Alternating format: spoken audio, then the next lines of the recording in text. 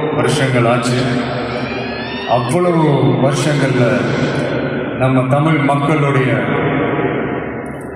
அந்த சந்தோஷத்துல, துக்கத்துல, கொண்டாட்டத்துல, குடும்பத்துல, ஆன்மீகத்துல, உழைப்புல, அரசியல்னு சொல்லி எல்லாத்துலேயுமே நம்ம தமிழ் சினிமா அப்படியே கலந்து ஊறி போய்,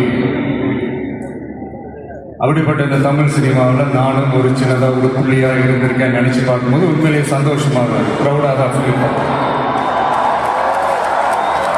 சினிமா விட்டு ஏன் போறீங்க அப்படின்ட்டு நிறைய பேர் கேட்குறாங்க.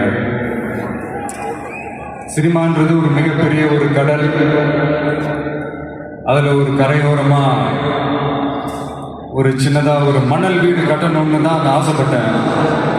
பட் அதையே ஒரு மாளிகையாக மாற்றி தந்தது நீங்களாம், என் ரசிகர்களாக நீங்களாம்.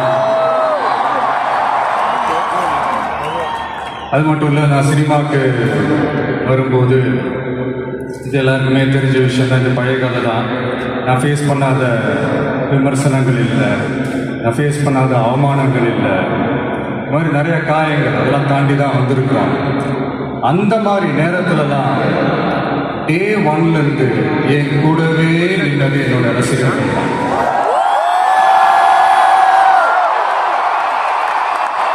ஒரு நாள் 2 நாள் இல்லைங்க, கிட்டத்தட்ட ஒரு 30-33 வருஷத்துக்கு மேலே என் கூடவே நின்றுக்கிறாங்க. அதனால தான் நான் என்ன டிசைட் பண்ணேன்னா, அடுத்த 30-33 வருஷத்துக்கு அவங்களோட நான் நிற்கிறேன்னு முடிவு பண்ணேன்.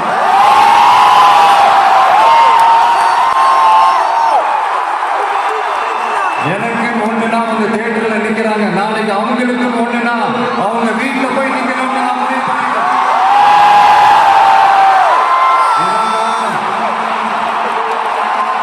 எனக்காக எல்லாத்தையும் விட்டுக் கொடுத்த என்னுடைய ரசிகர்களுக்காக நான் சினிமாவே விட்டுக் கொடுக்கிறேன்.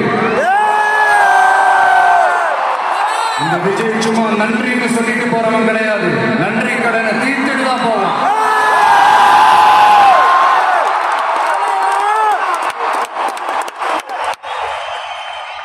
ஒரு குட்டி கதை